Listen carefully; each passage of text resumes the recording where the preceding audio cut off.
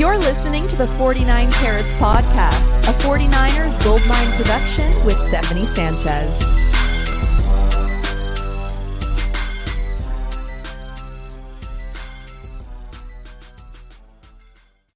What's going on, everyone? Welcome to another edition of the 49 Carats Podcast. I'm your host, Steph, as always, and joining me on a Monday once again is Chris. Chris, good to have you back, man. How you doing today?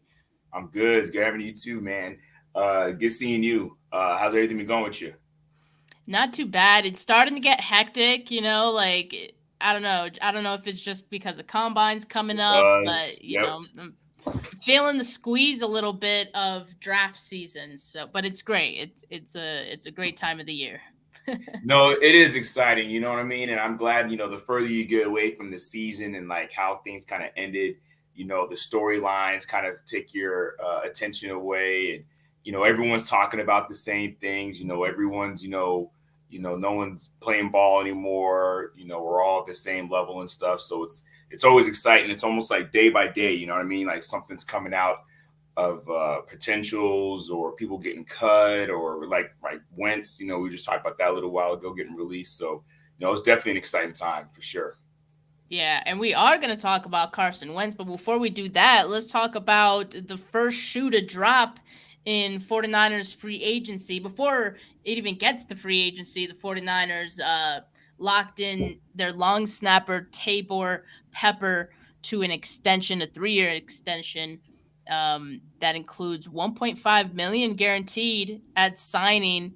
That makes him the third highest. His contract will be third highest AAV among long snappers and also the most guaranteed money among long snappers. What'd you think about this one? Paying some big money to Pepper. Yeah, if I'm not mistaken, I know his contract, his current contract before signing was what, like a third of that, I feel, or something like that. So, to me, it really communicates, I think, what we've all been seeing in the last couple of years with Taybor Pepper. The team has a lot of confidence in him. You don't really ever hear his name. He was mic'd up this year. I've never seen a long snapper be mic'd up. You know what I mean? So yeah, I kudos to him, props to him. He's obviously been doing his thing. I know he's bounced around a little bit and just barely, I've heard his story a few times when he's done interviews. He's just barely, missed getting on with squads and such, even though he felt as though he had good workouts and good preseasons with different teams and stuff. So yeah, I think he's our guy. You know what I mean? Like I'm proud of him. I'm happy for him. And again, I think the contract, signifies, what the Niners think about him in relation to his peers, other long snappers throughout the league and such. I'm interested, the bigger question now is, who's he gonna be snapping to? You know what I mean? Like who's gonna be kicking balls, those field goals behind him when he's snapping. So I'll be curious to see in the next couple of weeks, or even month or so, how things shake out with Robbie.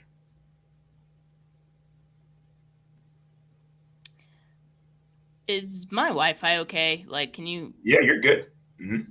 Oh, okay, because while you were talking, you were cutting out, and I don't know if it's the AirPods or if it was the internet connection. So my bad. No, you're crystal clear. I wasn't that was weird. But to your point about the fact that Taybor Pepper, you don't hear his name a lot. That's a good thing. Yeah. when you have guys like long snappers who, it's a very low key kind of position, right? You're not supposed to hear their names because if you do, it's usually when they're doing something bad, right? So, the cat he replaced, I think Kyle Nelson, didn't he get popped for performance enhancing drugs, and then he had the yips too. You're right. His up and down play is what gave Taybor that opportunity. Another thing is too, he's actually done his thing and not really been an issue even in some bad weather circumstances, like in the monsoon that we had in Chicago, he did his thing. And last year, I think we had a bad rain game against the Colts, maybe. You didn't see balls getting skipped or over people's heads or, bad snaps on kickoffs and on field goals. So yeah, dude's consistent. Consistent, yes, and now he's going to have a consistent pay to go along with it. If you guys didn't know, if you guys are on TikTok and you're into that sort of thing, his wife actually has a TikTok, and I'm not remembering what it is at this very moment, so apologize for that. But if you guys ever find her TikTok, it's pretty entertaining because she actually has provided some you know, background insight into what their lives are like or has been like in the past few years and like the uncertainty of the NFL because he was you know, part of roster cuts in the past where and so that's why she kind of gave some background into what her life is like and I believe she lives in like Michigan or something. They live somewhere uh far. Like they don't live in the Bay Area for that reason because like they never had that security and so they thought it was best to just like not uplift their life put down some roots for a team for that reason. So I don't know if this extension changes anything for them, but I know like they deserve it. It's great to feel like you have a little bit of security in the NFL, and I think this extension helps with that a little bit. Taybor Pepper, he's going to be with the team for at least until 2025, and Mitch Wishnowsky, as we know, the punter, he is going to be here until 2026. But of course, the other guy, Robbie Gould, the kicker, right? He's set to be a free agent. So I don't know if, you know, the fact that they've extended both Pepper and Wishnowsky at this point now, does that indicate that Robbie Gould is next, right? Like I kind of wonder that. It would be nice to keep that core together because they've worked pretty well together, you know, throughout these years as the kicking unit. But it'll be interesting to see if the 49ers do plan to keep Robbie Gould next, and maybe that is the next shoe to drop. Who knows? That's not a bad point to make. You know, in all due respect to, you know, the whole entire 53, I get the impression that some of the low-hanging fruit, you know, are the special teams players. Maybe their contracts aren't as intricate, or, you know, there's not the negotiations back and forth and so on. So that being said, if something happens with Robbie, you know, I would suspect, you know, it would be, you know, relatively soon, right? He's not in the, you know, class, if you will, like Nick Bosa, who's probably not going to get his deal done into like training camp or something, right? So I think you make a good point there. I'd be really interested, right, to see how those negotiations go or what we hear comes out of that. I mean, Robbie's getting up there in age, obviously. I mean, he's already, you know, one of the older players in the league. Certainly has a desire to win a ring. You know, he's a competitor, talks his trash, you know what I mean? You know, whether it's in the media or, you know, on the field when, you know, him and Jalen Ramsey always jawing at each other. So I would think that like Robbie would want to stick around. I mean, I would think that he wouldn't try to, you know, I'm not saying I'm not going to use the word team friendly deal, but I would like to think that he wouldn't try to like, you know, kill the Niners with the contract and contract negotiations. I mean, granted, the dude did have like a, what's it called?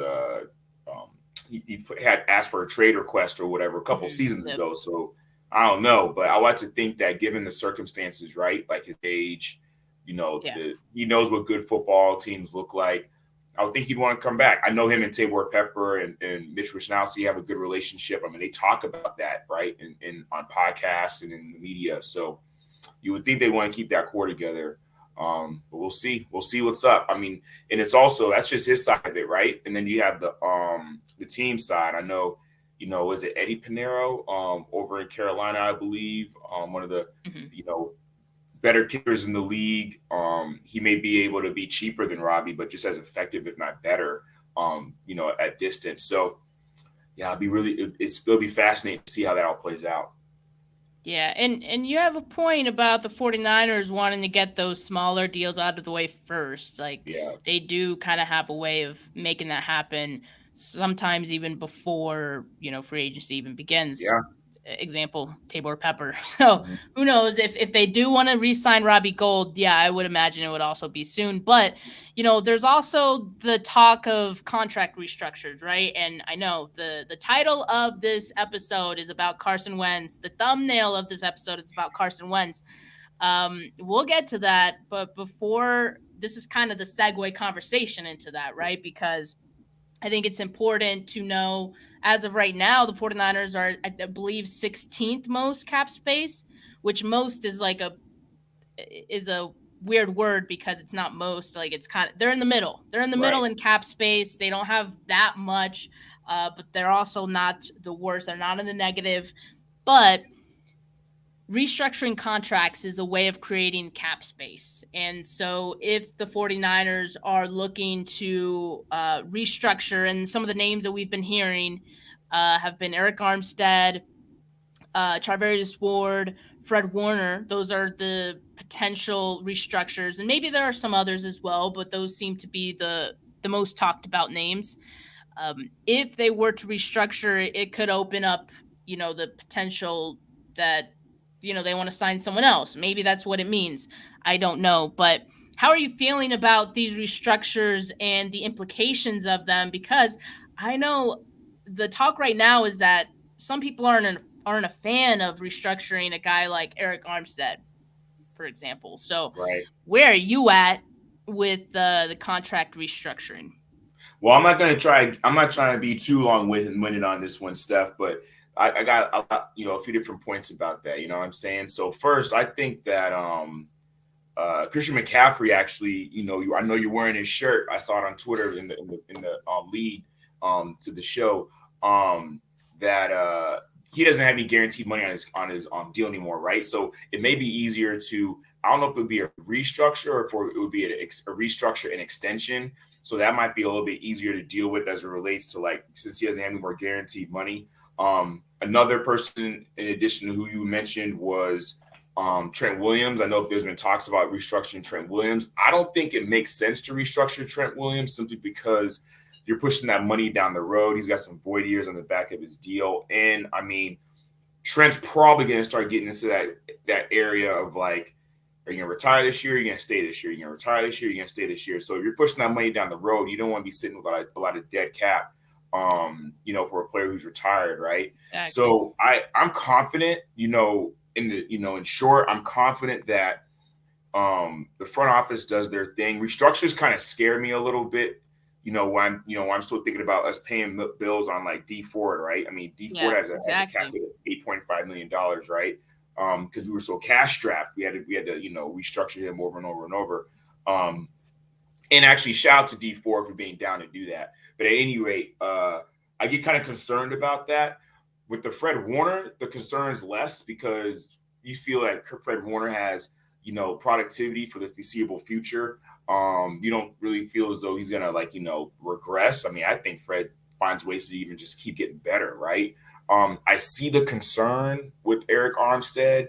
The production is there. It's just not on the stat sheet, right? And I think that I think fans, when they're thinking about the restructures and pushing that money down the road, they want some sacks out of Eric Armstead, right? They want some more tackles for loss. I understand he's eating up double teams. I understand that he's getting some pressures. I know he had, I think, 2 sacks in the playoffs this year. And I also understand not a whole lot of interior defensive linemen are getting a ton of sacks. But when you start thinking about the cap hit that Eric Armstead's bringing, I can understand why people are concerned about it. I would like that. I mean, I think that if I had to pick, right, I would think that it would be great to find that money elsewhere, like Charvarius Ward, like Fred Warner, figuring out Christian McCaffrey's contract. I mean, he's going to be like a $12 million, $11 million cap hit. No, 16 maybe. What's he next year? 12. Yeah, 12. Yeah, 11.8. So he's a 12. He has his base salary next year is 11.8 million.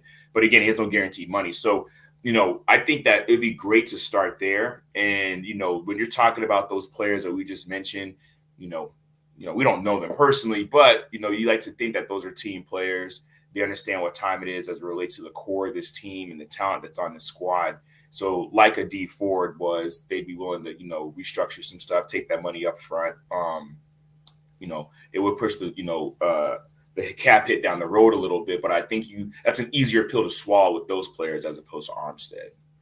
I agree. And I think the age with Armstead is a factor, right? Because at this point, I believe he's in his 30s, probably, and around the entering the second half of his career where a decline is imminent, right?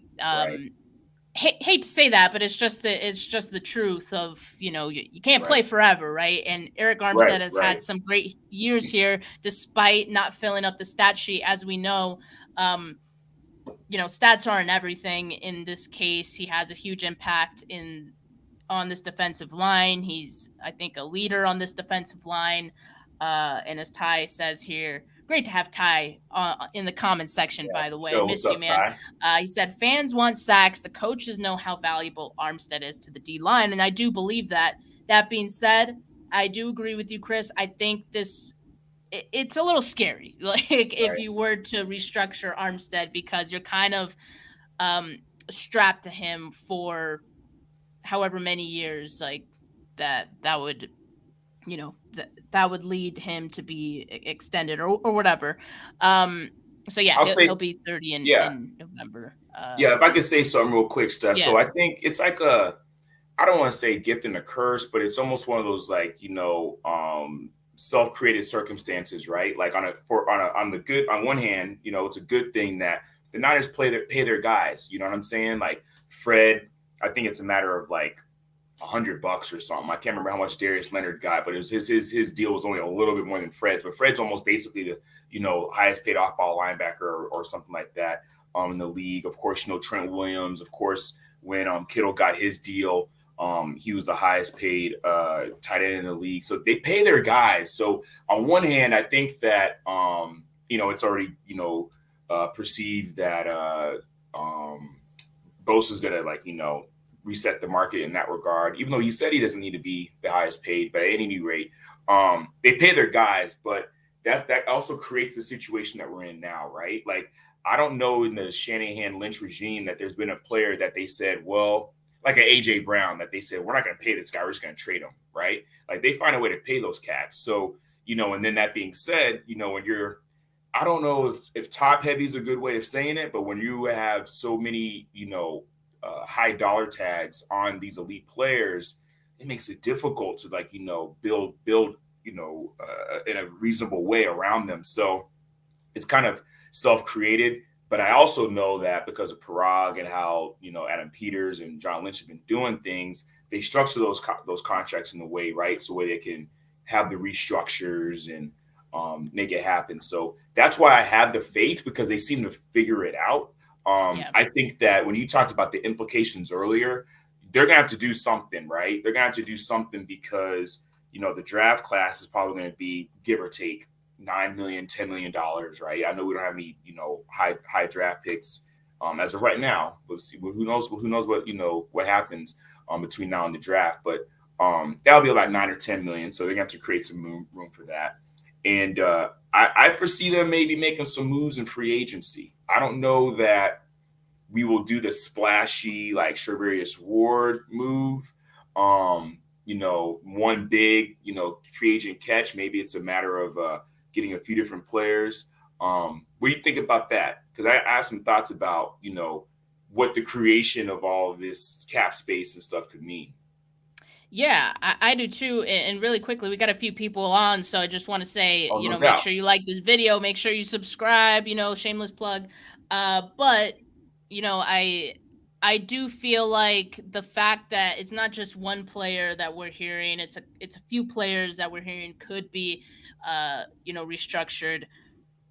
That could mean something, right? I definitely think that maybe they want to sign a big free agent, right? Which none of us would be opposed to. We're always asking for that every season, no matter what the circumstance. We want the splash signing, right?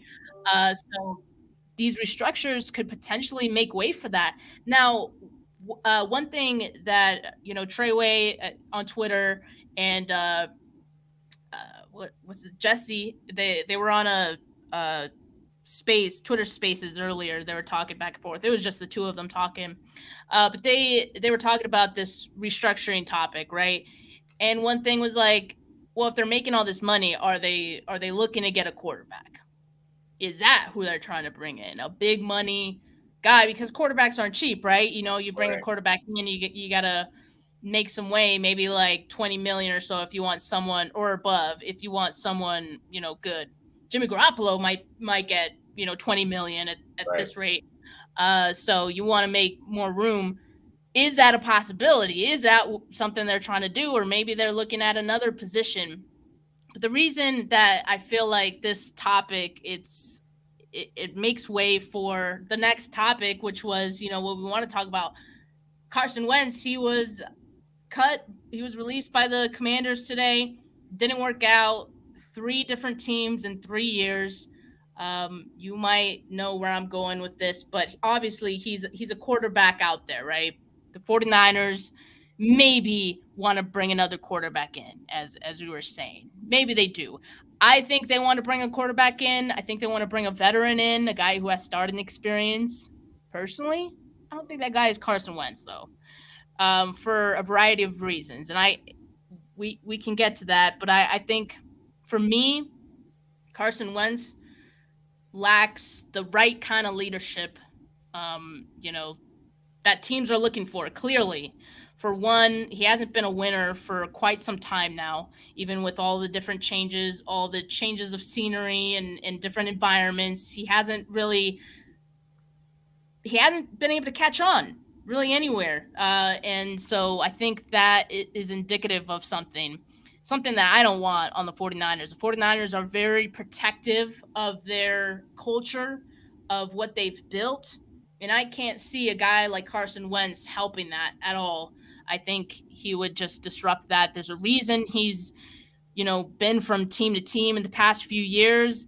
One of them is play, but it's also, I think there's something else missing there, as far as what he brings to the team, aside from his play, the leadership, maybe lack thereof, for Carson Wentz. So if I'm the 49ers, and I know they liked him, coming out of the draft, but I wouldn't consider him at this stage. One, I think maybe he would cost more than they would even be willing. And 2, I just don't see it as the right fit for what the 49ers need. Yeah, I don't disagree with you at all. Like ditto to everything you just said. First and foremost, like, damn, what a fall from grace. Like, I could remember the play, whatever it was, week 11, week 12, when like he was having an MVP season, tore his ACL, and it's like, all right, well, he'll miss, the rest of the playoff run, and then, a lot of next year, but he'll be back. And Carson Wentz has not been the same. So, and then in addition to that, to your point, like, his reputation precedes him, like, talking about, him not wanting to be coachable and, not being a good fit. I mean, and the Colts had nothing nice to say about the dude going out the door. You know what I'm saying? Like, their front office and their owner, I think Jim Irsay said some stuff about like, we shouldn't have made that move or whatever. I'm paraphrasing, but yeah, no, I agree. I mean, I don't think it's a move that the Niners should make or think about. They like chaos, though. If we've seen anything, over the last couple of years, they're not apprehensive to that. So that would be quite the storyline. North Dakota State, Trey Lance, Carson Wentz. People saying that Trey Lance is the next Carson Wentz. Now I'm like, no, strike that. Don't say that about Trey Lance. But yeah, no, I agree. I think that they should go a different route. And I don't know. I mean, I don't know. I don't know what the future holds for Carson Wentz from a non-49er perspective. Mm-hmm. Like, it's just, I mean, that dude, I saw the report earlier that Ron Rivera wanted to meet with him in person. I guess Carson Wentz still lives in Indianapolis or whatever. And Ron Rivera is going up to the combine, and they didn't get a chance to link up. So he called him, and I'm thinking to myself, I'm like, damn, Carson, like, what's he even thinking about? What's that phone call even like? You know what I mean? Because to your point, if he plays next year, that's 4 teams in 4 years. Like, that's wild. I mean, he's been getting paid though, but I mean, his the product on the field, benched, not benched, playing only because someone got hurt. Like, it's been a train wreck, and it wouldn't be a good look. I would much rather explore some other options, before even considering the Carson Wentz move. A train wreck is a great way to describe it. And I'll say this, like, I think I'd rather have Taylor Heineke than Carson Wentz. Like, not to say that Taylor I want Heineke, Taylor Heineke, but I'd rather have Heineke. Yeah. That's just how far Wentz, I think, has gone from fall being from a grace. serviceable starting quarterback. And yeah, I don't know what happens, because would he even want to be a backup again, or not again, but would he want to be a backup in the NFL? He may Because not want to the be, but the past league may. times that he has been, it hasn't been by choice.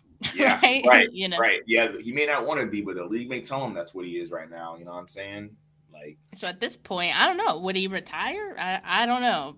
If I was him, I'd be looking at retirement, but I don't know. Maybe he does want some extra money. Who knows? Yeah, Ty says I'm all for Taylor Heineke time. I wouldn't mind it. He's like a Jimmy Garoppolo light. I can live with that. I think. But let Trey Lance start. If Brock Purdy's not ready week 1, let Trey Lance start. That has been my stance. I think they need a veteran. Anyway. Oh my God, this comment. Ty says, let's bring on Stetson Bennett from Georgia. He's old AF. I can't. I think he is older. I think Ty's right. I think he's like older than both of the quarterbacks we got right now, which is crazy. That is crazy. He has that wise man experience, I guess. But the 49ers, I think, do bring in a veteran quarterback. But again, I don't think that guy's Carson Wentz. And to Michael's comment earlier, he says Wentz off-script antics would translate to war with Shanny. I think there would be many wars with Shanny with Carson Wentz. So I just don't. It's not the right fit for a variety of reasons. I just don't see it happening. Great to entertain the question, but it's a no for me, dog. Yeah, I like that. Shout out American Idol. No, I agree. It's a no for me as well. The tricky situation, right? Because you're going to need a third quarterback, period, right? So the tricky circumstance is because of the play of Brock Purdy. It's because Brock played so well last year, right? So, a quarterback thinking about coming into the Niners or taking that phone call, or an agent having those conversations or whatever, they pretty much know that you're number 3. You know what I'm saying? Like, because Brock played well last year, I mean, for all we know, maybe he's the starter next year. Who knows? But you already know that they've got Trey, they've got Brock. Trey's unproven for the most part, but there's a lot of promise and belief in him. Brock came out of nowhere, played very well. So they're going to have to pull someone down, but that's where things get tricky, right? Because say Brock came in and didn't play well. Well, then you're going out. I think it makes it easier to go get that veteran quarterback to be a number 2.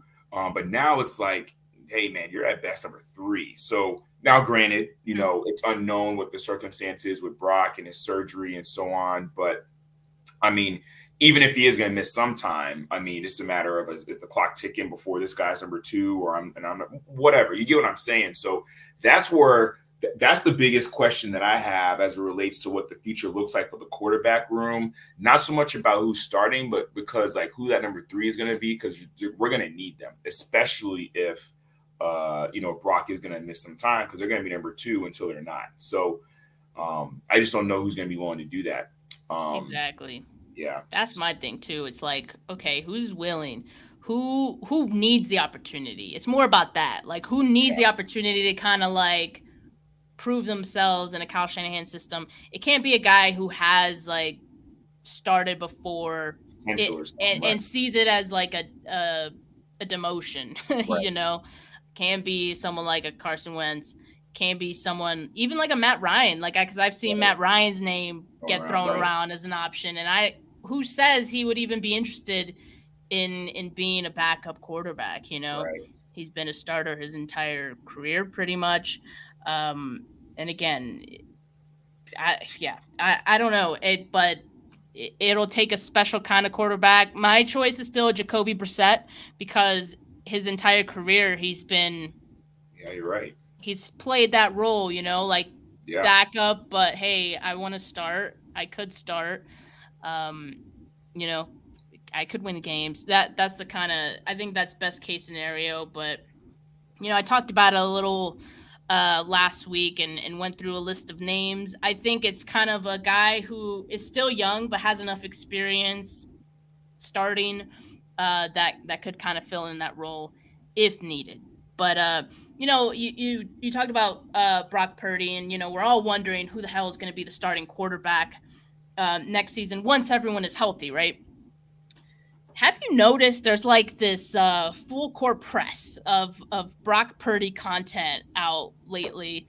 I don't know if you've seen it. There's like there was a talk about Brock Purdy. He tested off the charts or whatever with this. I don't even know what the test was called, but it wasn't the Wonderlic. It was like something else. Yeah, it was like something basically else. is a test that measures like how intelligent the quarterback is in quarterbacking. It's not just like general smarts, right? But like processing things like that. So Brock Purdy apparently up there with some of the best, and I'm just wondering, why is this coming out now? It's like it's almost like there's this effort for people to not forget about Brock Purdy. Like, yeah, he's hurt, but he's still our guy. Just so you guys know, this is why. Like, I don't know. It feels weird. It feels weird. Because this Brock Purdy is waiting in the wings for now because he's hurt. We should be talking about Trey Lance, right? Like, shouldn't we be hyping up Trey Lance a little bit more? I don't know. And I just keep seeing Brock Purdy. Well, to your point, then maybe that's what's going on, right? I think some of this is by intention. I think the intentionality behind it. Absolutely. Yeah, I think that there's been suspicions in the past about, especially when there's been conflicting stories about what the team thinks about like Jimmy's injuries and like what Jimmy's camp puts out about Jimmy's injuries and such. I think that it's quite possible that Brock Purdy's camp is kind of utilizing, their sources or connections or whatever and putting these things out there. Well, do you think it's Brock Purdy's camp or do you think it's 49ers? That's a good, see that, and I didn't think about it. Because if you look, and I don't want to start any conspiracies or say anything or hint that Matt Mayoko's content is only driven from 49ers, but if you look at the last few Matt Mayoko podcasts on 49ers Talk, they've been about Brock Purdy. Yep.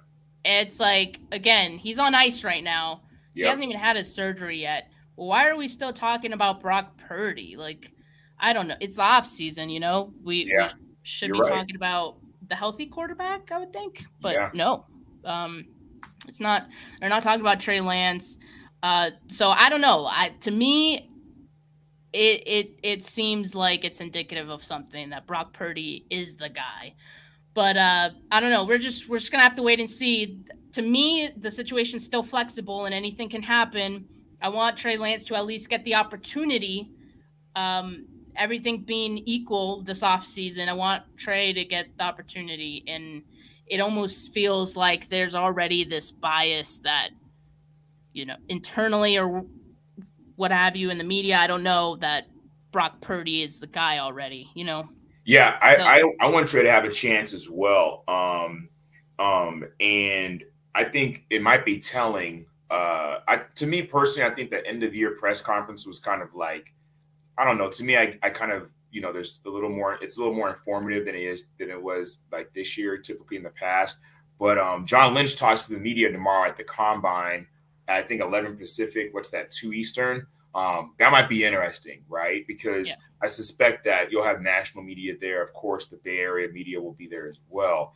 But especially some of those national media representatives who don't necessarily cover the team as closely or as every day, they're gonna be asking, kind of like random questions about Trey and random questions about Brock. So I'll be really curious to see, how Lynch responds to those questions. Yeah, and that's a great segue to, we want to talk about the Combine. There you go. I mean, John Lynch, he's going to speak. Kyle Shanahan's not going to be there. So we're going to get the very politically correct, answers. Not, saying a whole lot without saying nothing at all. Yeah. So get ready for it. But at least this season, we're not going to hear about, the same Jimmy Garoppolo quotes, and he was our guy all along. We love Jimmy and all that. At least it's a change of pace a little bit, but there will still be questions about the quarterback position for sure. So that'll be an interesting one. I'm sad. I'm sad that I won't be able to be out there for that one. I fly into Indy Tuesday night, so I'll be there starting Wednesday, and then I'll leave Sunday. So I'll miss the John Lynch interview and getting to ask him any questions. But I could talk to D'Amico. I want to ask D'Amico, are you thinking about Jimmy Garoppolo? Oh, I would love that. So Something. What are you looking if I don't at? ask it, someone else will. You know what I mean? What are you looking for in your next quarterback, D'Amico? That can help you. That can help you. Yeah. Get some tidbits there. Yeah. Oh, for sure. So, but anyway, about the combine, obviously, quarterback.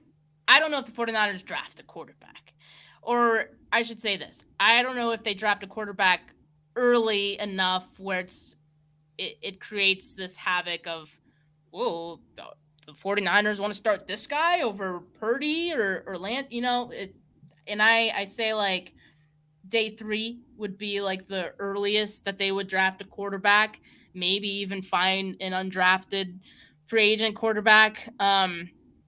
I don't know, but I think bringing a veteran is probably the preferred option there. Now, as far as other positions go, safety is a position that I think the 49ers are going to be needing this offseason. Now, if Deshaun Gibson comes back, then I think they can find a guy with the intention of maybe grooming him for a season and making him the starter next season. Yep. And I kind of feel like it's the same thing even if they got a free agent, right? If they got a free agent, depending on who the free agent is, right? Because if it's like someone like a sleeper, they hope to kind of build and make better on the 49ers, then I could see that being a 1-year, 2-year deal. If it's a big money free agent safety, which I don't know, but I don't know if that's the 49ers game, bringing in a big money free agent safety. Then I think if they do that, maybe they go with that guy for a couple years. Maybe they draft someone as a backup, depth. Right. But I feel that there's a few guys that I like Jale Skinner. He was a guy I really liked at the Senior Bowl. Was really excited to see him at the Combine. He's not going to be participating. He has a torn pec, so bummer for him. But there's some other guys who are going to be out there, to keep an eye on. But the 49ers, someone brought this up earlier, they haven't drafted a whole lot of safeties. This regime, to your point, I saw that. They've only drafted like Adrian Colbert, I think, and he was like in the 7th round. And Hufanga to start. Oh, shit. Yes, Hufanga. Yes. Yeah. So, I'm not really I feel like they like experience, right? And if that's the case, then, maybe they go free agent. And that's okay, because I was seeing as well that some people are saying that this safety draft class isn't very deep. However, the defensive line class is very deep, and that's great for the 49ers because they're always looking for the defensive linemen. They have a ton of free agents on the defensive line coming up, and the draft would be a great way to replenish that defensive line. There are a number of guys that I like. I just have a hard time gauging where they'll go. And as we know, the 49ers don't pick until the 3rd round unless they move up for someone who they really like. But as of right now, 3rd round, it's kind of hard to gauge who goes in the 3rd round, and beyond. So, but what are you thinking as far as positions go? Is there one that you're keeping an eye on most for the Combine? I'm keeping my eye on the interior defensive line. I can see that potentially being, because that's just this. If the history is any indication as to how their future decision making, that's what they'll be drafting, defensive line, right? At least a couple draft picks, and there are some cats that we had come through last year that were on the practice squad that maybe kind of show out this year, but then they can be reinforced, in a similar fashion in this year's draft as well. I'll be also curious to see if there is no movement on Emmanuel Mosley's deal, and come draft night, say for instance, the first pick is like a corner, that's giving me an indication that, oh man, maybe Emmanuel Mosley's not coming back. You know what I mean? Like, so I think that'll be telling as well. When is the draft, Steph? May? No. Yeah, I think it's in April. April? It's then the April. Okay. Yeah. So like it'll be interesting to see over the next month or so, kind of like who's getting signed. That'll kind of clear the picture up a little bit. Because right now, a lot of what I'm thinking about from a draft perspective is kind of like, well, if this deal isn't done yet by the draft, then maybe, we're going to be looking into that position in the draft and vice versa, right? Maybe looking elsewhere. But, I think that also it'll be curious to see. I think some of the draft decisions will also indicate what the Niners think about the people that we have on the team already, right? Like, so Jalen Moore is on the squad. How much belief and trust do they have in him?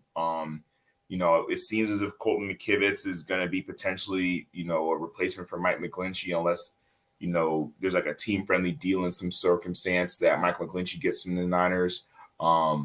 So, I think that it'll be really interesting. But I'll really have a lot to say and really a lot of feelings when I kind of see probably about a couple weeks out from the draft or so if what movement has happened along those lines. And you made a point a second ago that I didn't think about. Regarding drafting a quarterback, I could foresee that being a circumstance, late in the, in the draft or maybe undrafted free agent, because again, like I honestly thought that Brock Purdy was going to be just like a camp body, you know what I'm saying? So, and then he ended up sticking around and beating out Nate Sudfeld. So we are going to probably roll into training camp with like, when you went last year, what was it, like 4 QBs or at least? Yeah, it was 4. Yeah. So there's going to be about 4. So they maybe that's what ends up happening. Maybe, maybe they do get someone late or undrafted, like Nick Mullins was. I'm not saying like a Nick Mullins, that ultimately maybe they end up being quarterback 3. Who knows? Maybe they don't even need to sign a rookie. A vet. So, yeah, it'll be very interesting. But I think it's going to come into focus probably in the next few weeks here. Yeah, for sure. I mean, I think quarterback is one of those positions that you want to draft every year, no matter what. Or you want to bring someone in every year, no matter what. Kind of like running back, especially when you go through them as often as Kyle Shanahan does, as far as like injuries go. Yeah, that's very true. But yeah, I mean, if you guys are interested in any players in the combine, let me know in the comments, and I'll be sure to keep an eye on those guys. I mean, I'm gonna, bring my binoculars. I'm gonna be looking at as many people as I can, see who stands out, see who tests well, and see who was in the 49ers range. Because honestly, a lot of these guys who are going to be at the combine, it's like, oh, the 49ers don't even have a shot at getting this guy. Right. But then again, we never know. There are some positions when they're really deep, some of that talent does get pushed back. So I'll keep an eye on some of those guys who could potentially, fall on the 49ers' lap. And we'll see what happens. But yeah, let me know if there's any guys from the combine you want me to focus on. I'll probably go live at some point when I'm out there. So make sure you guys are subscribed to the channel if you are not yet. And I'm going to have a prospect on the channel tomorrow before I fly out. So make sure you guys tune into that as well. And yeah, make sure that you subscribe. Make sure you have notifications on so you know when I go live every time. We got Jesse comments. Jesse, I talked about you a little bit ago, actually, because we were talking about the Twitter Spaces Jesse from earlier, and I was talking about how like you and Treyway, you guys were talking about how the restructures could potentially mean the 49ers bringing in a quarterback, maybe, or another big name free agent. I don't know. It'll definitely be interesting to see what happens. We'll see what is the next shoe to drop. Taybor Pepper was the first one. Not exactly, riveting, but the small things happen before the big things. So we'll just take it in stride. But I appreciate you guys tuning in. Have a good rest of your Monday evening, and I'll see you guys tomorrow for my next prospect interview. Peace. Find that video.